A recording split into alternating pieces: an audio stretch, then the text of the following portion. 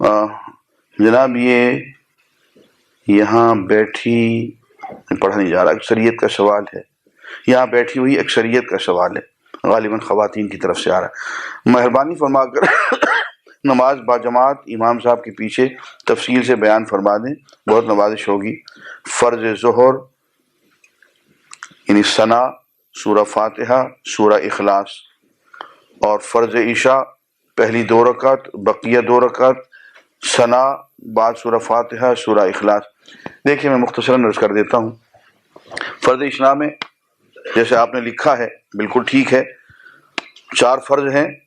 آپ شروع کرتے ہیں تکبیر سے، اس سے پہلے نیت تکبیر، اس کے بعد آپ ثنا پڑھتے ہیں سبحانک اللہم، اس کے بعد اعوذ باللہ بسم اللہ پڑھتے ہیں، سورہ فاتحہ امام کے ساتھ دھیمی آواز کے بغیر آپ پڑھتے ہیں، دل میں پڑھتے ہیں۔ اس کے بعد کچھ بھی نہیں پڑھتے۔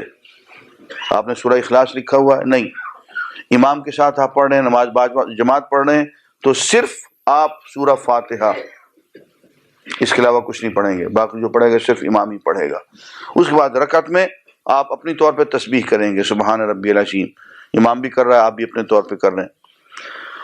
امام سمع اللہ لمن حمدہ کہتا ہے، آپ ربنا لک الحمد کہتے ہیں، سجدے میں چلے جاتے ہیں، سبحان ربی الاعلیٰ آپ بھی کہیں گے، امام بھی کہے گا، باقی رکعتیں اسی طرح سے ادا ہوں گی۔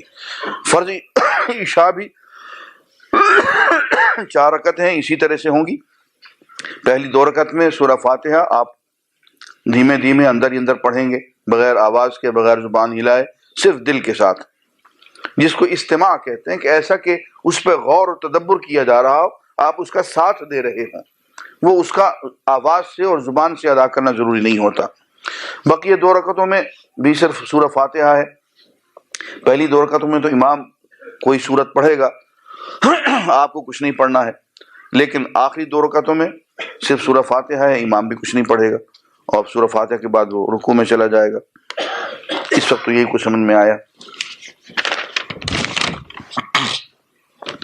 اگر گھر والے مل کر 2-3 ماہ کے اندر درود شریف، درود ابراہیمی 1,25,000 مرتبے پڑھنا چاہیں تو کیا اس کے لیے کسی بزرگ کی اجازت لے کر پڑھنا چاہیے یا بغیر اجازت پڑھنا ممنوع ہے؟ واہ، اب درود شریف پڑھنے کے لیے بھی پیر گھوڑے شاہ کی اجازت چاہیے ہمیں۔ میاں جتنی بھی دعائیں قرآن میں اور حدیث میں لکھی ہوئی ہیں، یہ اللہ کی اور اللہ کے رسول کی اجازت ہے، کسی کی اجازت کی ضرورت نہیں ہے، اور اس کے علاوہ کسی اور چیز کی پڑھنے کی ضرورت بھی نہیں ہے، نہ اجازت سے نہ بلا اجازت۔ جو کچھ قرآن میں اور سنت میں لکھا گیا ہے وہ ہماری تمام ضرورتوں کو پورا کرتا ہے۔ کیا 3 دن سے پہلے قرآن پاک کامل مکمل ختم کرنا منع ہے؟ منع تو نہیں ہے، لیکن سچی بات یہ ہے کہ وہ کترا کرنے والی گل ہے، وہ کوئی مزہ نہیں آتا۔ قرآن مجید کو سمجھ سمجھ کے پڑھنا چاہیے، آہستہ آہستہ پڑھنا چاہیے، اس میں کراہت ضرور ہے۔ کچھ لوگ کہتے ہیں کہ عالم دین وہی ہے جو مستند دینی مدرسوں سے تعلیم یافتہ ہو۔ بالکل ٹھیک کہتے ہیں، یہ ایک نظام ہے، ایک ڈسپلن ہے، اس میں سے گزرنا ضروری ہے، ورنہ مولوی کچا رہ جاتا ہے اور وہ کام نہیں بنتا۔ میں حضرت مولانا عبد الغنی صاحب کی خدمت میں جب حاضر ہوا تو انہوں نے مجھے دینی مدرسے میں داخل فرمایا، بھائی تم کچے مولوی ہو، تمہاری صف بھی کمزور ہے، فلاں بھی کمزور ہے، اور مجھ پہ بہت سخت گیر قسم کے علماء مسلط کر دیے، اور 4-5 سال تک مجھے خاص سے انہوں نے ڈنڈ بیٹھک نکلوائی۔ اس کے علاوہ کوئی شخص خواہ کتنا ہی علم کیوں نہ رکھتا ہو، عالم دین نہیں ہے۔ اس وقت تک کا نظام تو یہی ہے، اس لیے کہ دینی مدرسوں کے علاوہ ہمارے پاس کوئی ڈسپلن، کوئی نظام ایسا نہیں ہے جہاں سے کوئی فارغ التحصیل ہو اور ہم اس سے کہہ سکیں کہ یہ عالم ہے۔ اس وقت کوئی نہیں ہے۔ ہاں اگر اس سے کوئی بہتر ڈسپلن آ گیا ہمارے پاس، کوئی نظام تعلیم و تربیت آ گیا، تو پھر ہم ہو سکتا ہے کہ مدارس کے اس نظام کی بجائے ہم اس نظام کو اپنا لیں۔ مثال کے طور پر مولانا مودودی ہوا، نام بھی کس کا لیا؟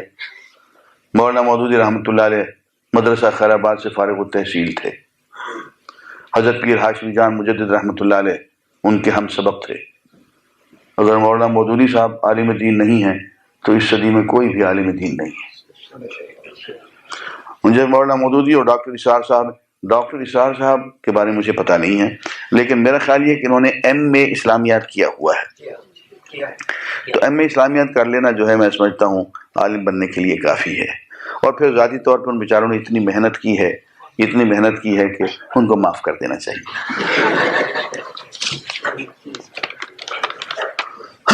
میرے دل میں ان کی بہت قدر اور بہت محبت ہے، اور میں سمجھتا ہوں کہ وہ جو کام کر رہے ہیں اللہ انہیں قبول کرے، وہ ایک بہت بڑا کام ہے، اس میں لگے ہوئے ہیں۔ ہر شخص کے کام کا اپنا اپنا زاویہ ہوتا ہے، اپنا اپنا نقطہ نظر ہوتا ہے، اپنی اپنی سمجھ ہوتی ہے۔ ہم لوگ کوئی باٹا کے بنے ہوئے جوتے نہیں ہیں کہ سب کی ایک ہی شکل ہو۔ اللہ تعالیٰ کے بنائے ہوئے ہیں، اس میں بہت کریٹیوٹی ہوتی ہے اور بہت ویرائٹی ہوتی ہے۔ دین کا کام جو بھی کریں ان سب کی سچی بات یہ ہے کہ ہمیں تعاون کرنا، تعاون علی البر والتقوی ولا تعاون علی الاسم والعدوان۔ ہاں، ڈاکٹر اشار کے ساتھ ایک اور نام آتا ہے ایک طاغوت کا، جس نے جا کے بے نظیر کی جھولی میں پناہ لے لی۔ جی میں نام نہیں لیتا ہوں، نام لینے کی ضرورت بھی نہیں کہ میں وضو سے ہوں۔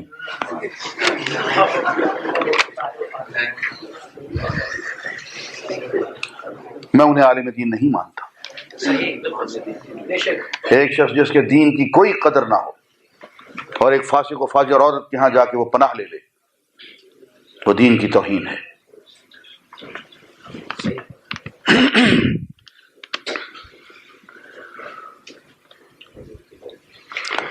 عبادت کا مفہوم بندگی ہے، اور بندگی کا مطلب غلامی ہوتا ہے جو جز وقتی نہیں بلکہ کل وقتی ہوتی ہے۔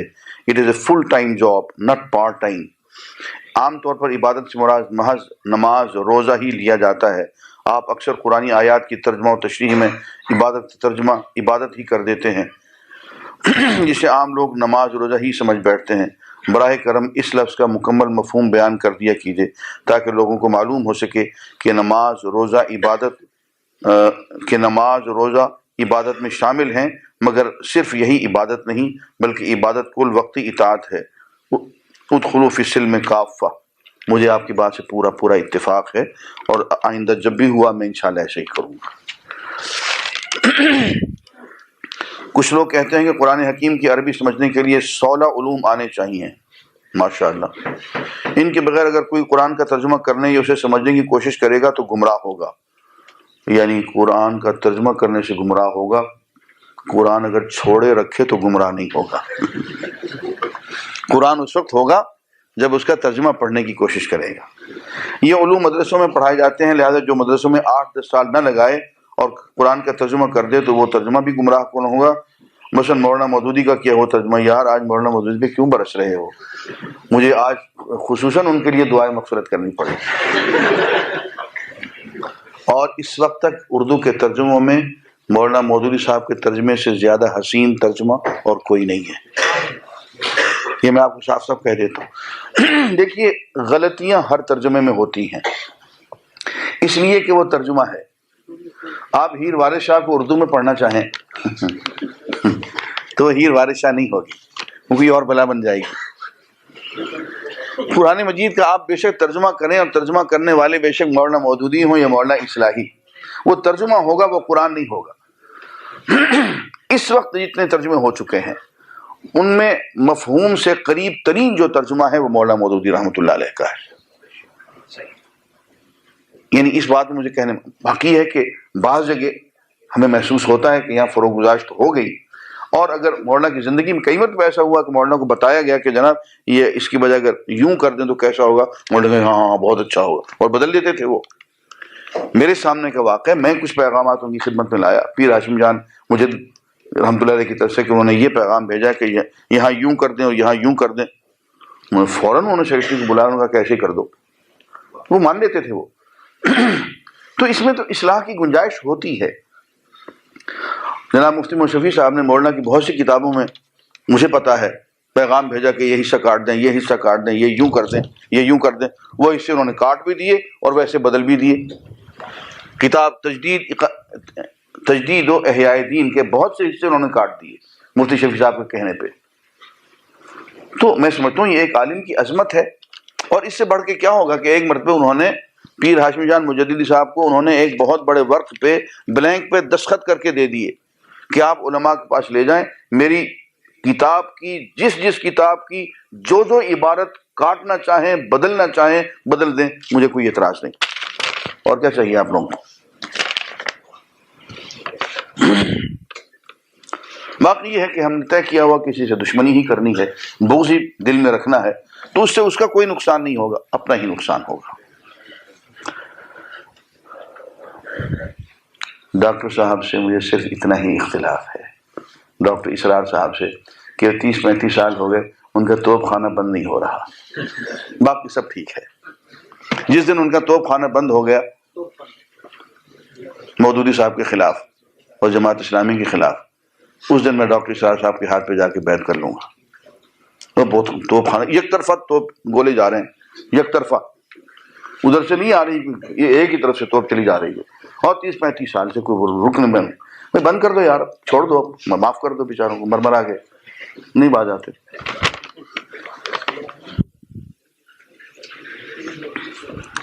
کیا خواجہ سراق ہو یا ایسی بیوہ جس کا چھوٹا سا گھر تو اپنا ہو مگر 7.5 تولے سونا اس کے پاس نہ ہو، زکوٰۃ دینا ٹھیک ہے؟ بالکل دے سکتے ہیں۔ جس کے پاس اپنا گھر ہے، اپنا لباس ہے، اپنی استعمال کی چیزیں ہیں لیکن فالتو پیسے نہیں ہیں، وہ صاحب نصاب نہیں ہیں۔ ٹی وی کے ایک پروگرام میں آپ نے سورہ مزمل کی تفسیر میں حضور پاک صلی اللہ علیہ وسلم کی کالی کملی کے متعلق ارشاد فرمایا تھا، کیا اس کی لمبائی 40 گز تھی؟ رہنمائی فرمائے۔ میں نے دیکھی نہیں ہے بھائی، سچی بات، اور نہ میں نے وہ اس کو ناپا ہے، بس پڑھا ہے، جتنا پڑھا ہے میں نے بیان کر دیا بس جناب۔ اور تو نہیں ہے سوال؟ یہ 2-3 سوال۔ اچھا، کچھ خواتین کی طرف جی، نماز بھی قریب ہو رہی ہے۔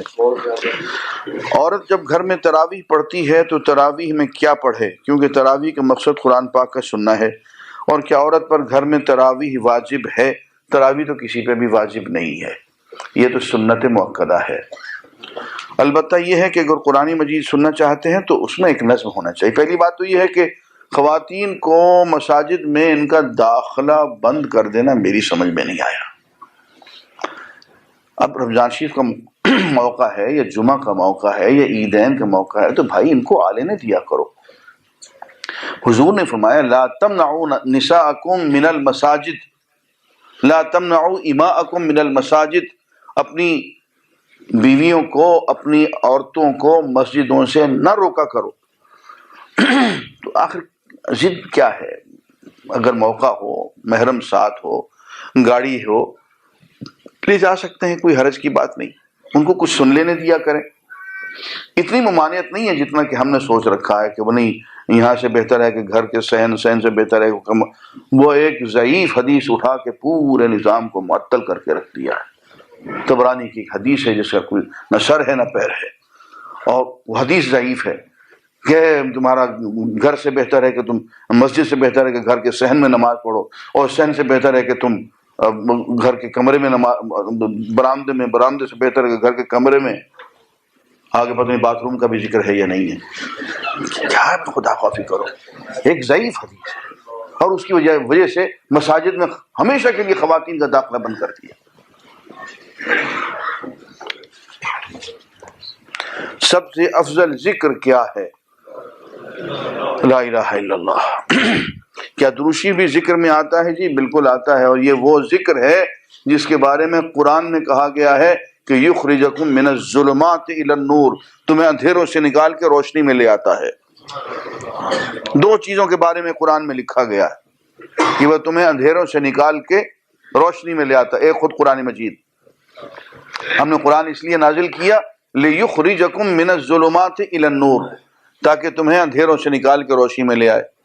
اور ایک درود شریف کے بارے میں ہے هُوَ الَّذِي يُصَلِّي عَلَيْكُمْ وَمَلَائِكَتُهُ، وہ ذات گرامی ہے جو تم پہ درود بھیجتا ہے، اور فرشتے بھی تم پہ درود بھیجتے ہیں۔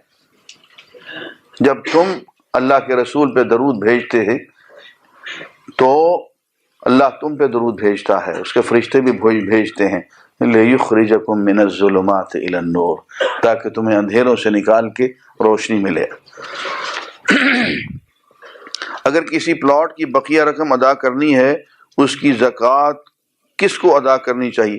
جب تک کہ پلاٹ آپ کی ملکیت نہیں ہو جاتا اس پہ زکوٰۃ فرض نہیں ہے۔ کیا نماز جنازہ نماز ہے؟ جی بالکل نماز ہے۔ اگر نماز یہ ہے تو حدیث پاک کے حوالے سے جو بھی آپ نے کوٹ کی ہے، نماز جنازہ میں سورۃ فاتحہ کیوں نہیں پڑھی جاتی؟ آپ کو نماز جنازہ میں سورۃ فاتحہ پڑھنے سے کس نے روکا ہے؟ آپ پڑھ سکتے ہیں، روکا کسی نے نہیں ہے، بس ایک اختصار سے ہم نے ایک اس کا رکھا ہوا ہے، ثنا پڑھتے ہیں، اس کے بعد تکبیر، پھر اس کے بعد درود، پھر ثنا اور پھر دعا۔ لیکن اگر آپ ثنا کے بعد سورۃ فاتحہ پڑھ لیں تو کوئی حرج کی بات بھی نہیں ہے، کوئی رکاوٹ نہیں ہے، نہ پڑھیں تو بھی نماز ہو جائے گی سورۃ فاتحہ کی۔ یہ میں احناف کا مسلک بیان کر رہا ہوں۔ اللہم صلی علی سیدنا محمد وعلی آل سیدنا محمد وبارک وسلم۔ ربنا آتنا فی الدنیا حسنۃ وفی الآخرۃ حسنۃ وقنا عذاب النار۔ اللہم انک عفو تحب العفو فاعف عنا۔ ربنا تقبل منا انک انت السمیع العلیم وتب علینا انک انت التواب الرحیم۔ لا الہ الا اللہ الحلیم الکریم، سبحان اللہ رب العرش العظیم، الحمد للہ رب العالمین۔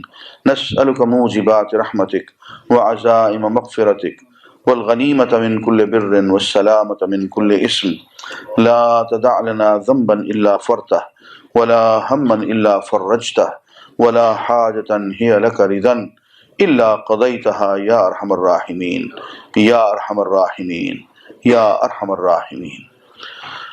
وصلی اللہ علی حبیبہ محمد وعلی آلہ واصحابہ اجمعین، آمین برحمتک یا ارحم الراحمین۔